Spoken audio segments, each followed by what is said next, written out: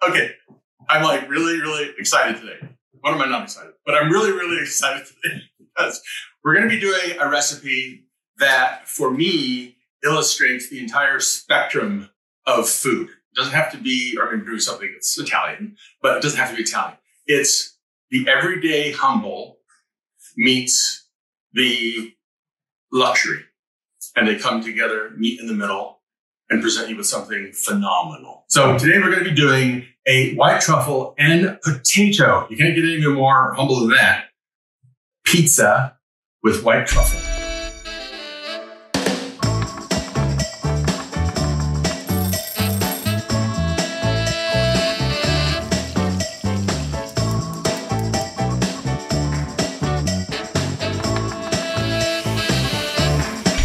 Before we get started, I've got to bring you in on a little secret. Now, this is not a secret that I made up. This is a secret that I learned recently. This is after a lifetime of making pizzas on and off, from a friend of mine, Steven, who invited my wife and I over to his place and showed us this trick.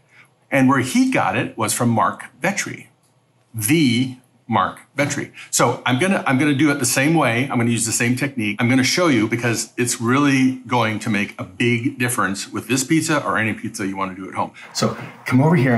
Come on, follow me. In the oven that is preheating, we have a pizza stone, which you normally use, right? But above that, I have another pizza stone. It's metal. What happens is when you put the pizza here, this is superheated. So the radiant heat comes down and hits the pizza on top, and it sort of mimics a pizza oven. So you get a really nice crust. So I've got the oven preheating at 500 degrees. Let's go through the ingredients. This is basically a pizza bianca, right? So a pizza bianca just means white pizza. We got a whole monochromatic thing going on here. This is what we've got to make a pizza bianca with potatoes and the truffles. So what we have is pizza dough. I'll have an episode on pizza dough at some point. This is 1 pound each. So I don't know, enough for one hungry person, or, well, you figure it out. Yukon Gold potatoes. And for this, I like to use the smaller size, not the big potatoes, and you'll see why. Flour, just all purpose. Unsalted butter. Milk, it could be whole milk or low fat. Truffle butter with real truffle, white truffle butter. Fresh nutmeg. If you're gonna be going through this and doing truffles, you can just use a fresh nutmeg. Fresh grated Parmigianno-Reggiano. Fontina. Oh yeah. White truffles. These now are Bianchetti truffle. And if you want a nice introduction to white truffles, this is the one to, I don't know, sorry, hold on, just hold on.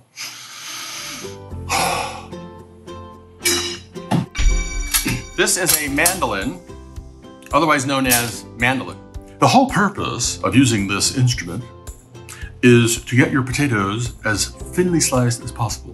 Use a mandolin, and I've got the Yukon Gold. Use a waxy potato, don't use a starchy potato like a russet. I'm going to test the thickness.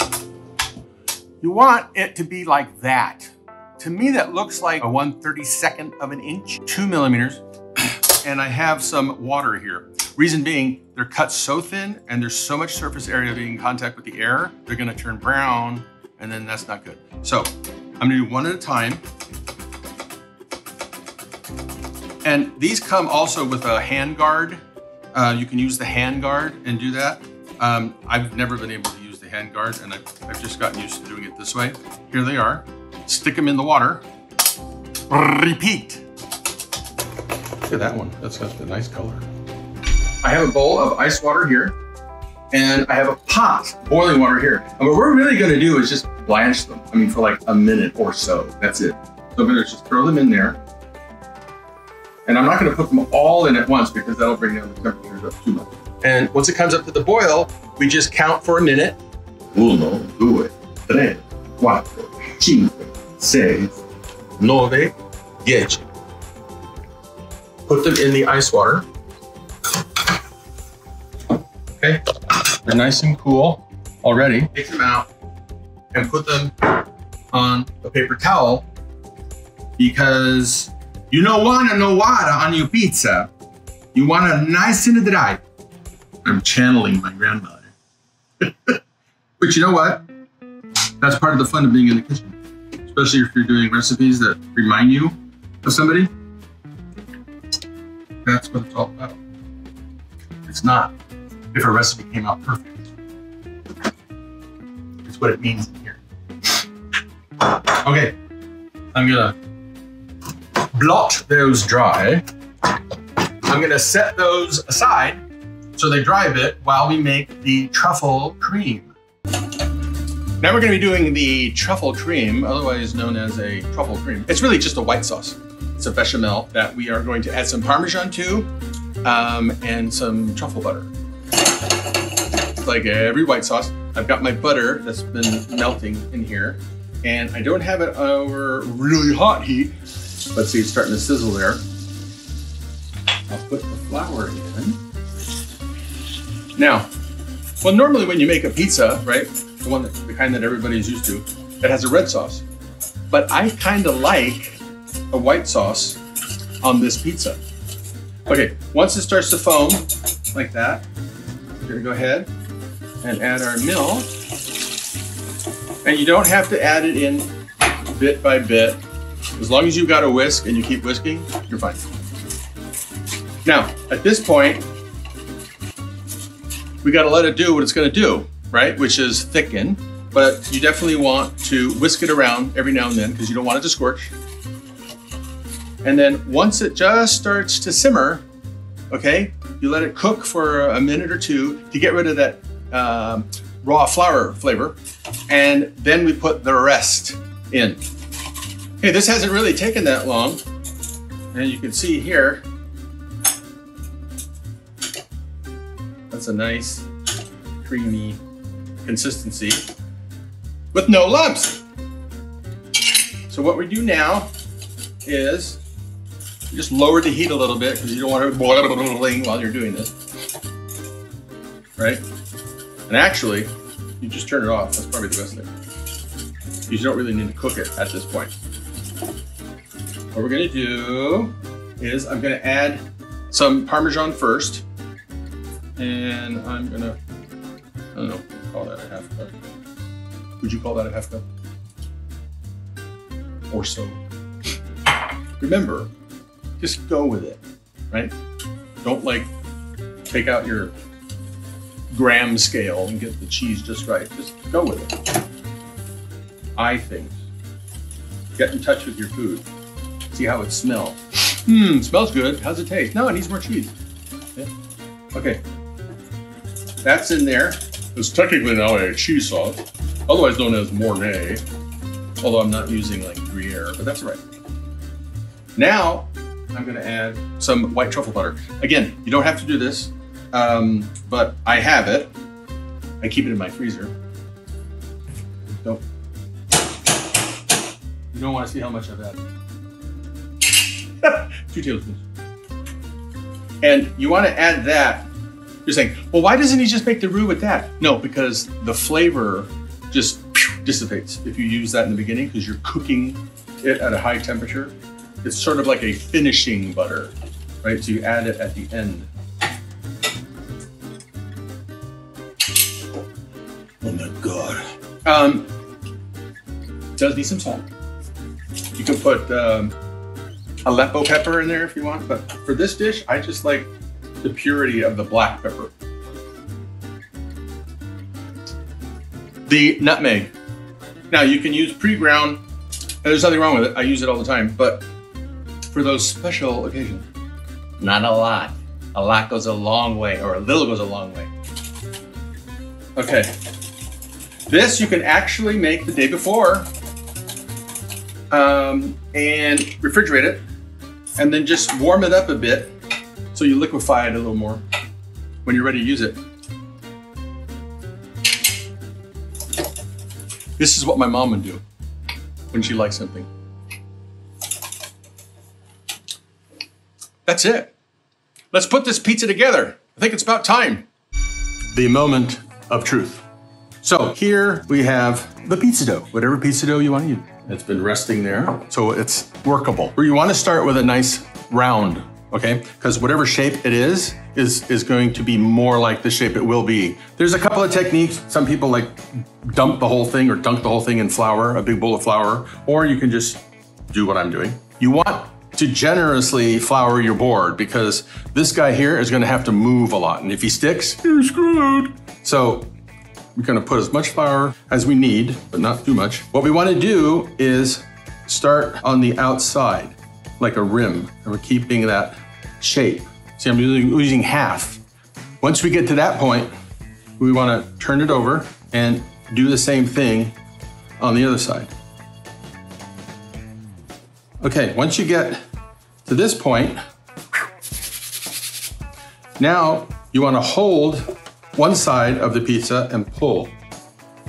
Flip it a quarter turn, do the same thing. Flip it a quarter turn, do the same thing. Flip it a quarter turn, do the same thing. You can do the whole thing with like up in the air and, you know, sticks on the ceiling kind of stuff, but this is probably the easiest method that I have seen. Now, you never want to roll, right? Like with a rolling pin, your pizza, you always want to stretch it. I don't know, that's about maybe 14 inches round, okay? So you can see now, you got to get rid of all that extra flour.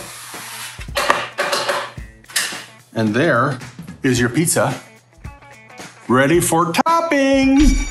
So now we're gonna assemble this sucker. We've got the truffle cream, the sauce, right? We've got a little bit of olive oil, fontina and Parmesan, freshly ground black pepper, and some diamond kosher salt. How we start this, oh, and the potatoes, don't forget the potatoes. We are going to brush just the edges, okay, with some oil. And that will help them from burning, but it will help them brown because we're not going to put sauce all the way to the end. You don't want to put sauce all the way to the end of your pizza. Now, this sauce, very important this, you know, is cool down. You don't want to put a hot sauce on your pizza dough. So I'm just eyeing this, right? I'm putting about maybe half because the recipe makes enough for 2 of these. And you just put it in the middle and then start spreading out. Minimal is a good rule of thumb. Next, we're gonna put potatoes. And some people like to put potatoes on top of potatoes, you know, like this, like that, right? And they do this type of thing. But I tend to like my potatoes spaced out because you get more even cooking and I think it looks better, but it also allows the heat to come in contact with some of that sauce. Now, I like to put the Parmesan first because Parmesan has a habit of burning quicker, browning and burning quicker than fontina. And notice I'm not going out to the edge, at least I'm trying not to. And fontina. Now don't overload it. And this is freshly shredded. Fresh black pepper. Okay, this is a pizza peel, otherwise known as a paddle. And what we want to do is lift up that end and, whoop. That's what happens when your pizza sticks. Okay, how are we gonna do this? Don't worry too much about it. But that is what happens when you don't have enough flour underneath. So, stick it all the way to the back. And then slowly lay it onto the stove.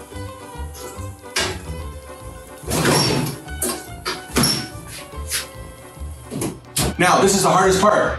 We gotta wait. So it's been about 10 or 12 minutes. I wish you could smell it in here. Here it is. Oh boy. Look at that. Let's have at it. But you need a truffle shaver and go crazy.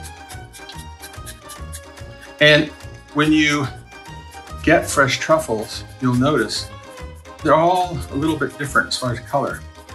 Even the black ones, right? Some of them are like really pitch black. Some of them are a little brownish, but mostly black.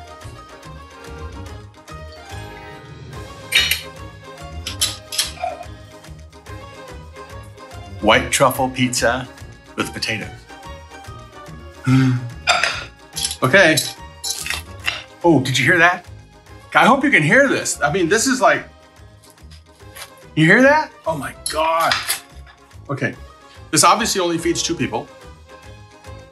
It's nice and crispy on the bottom. And let's see. Oh, hot.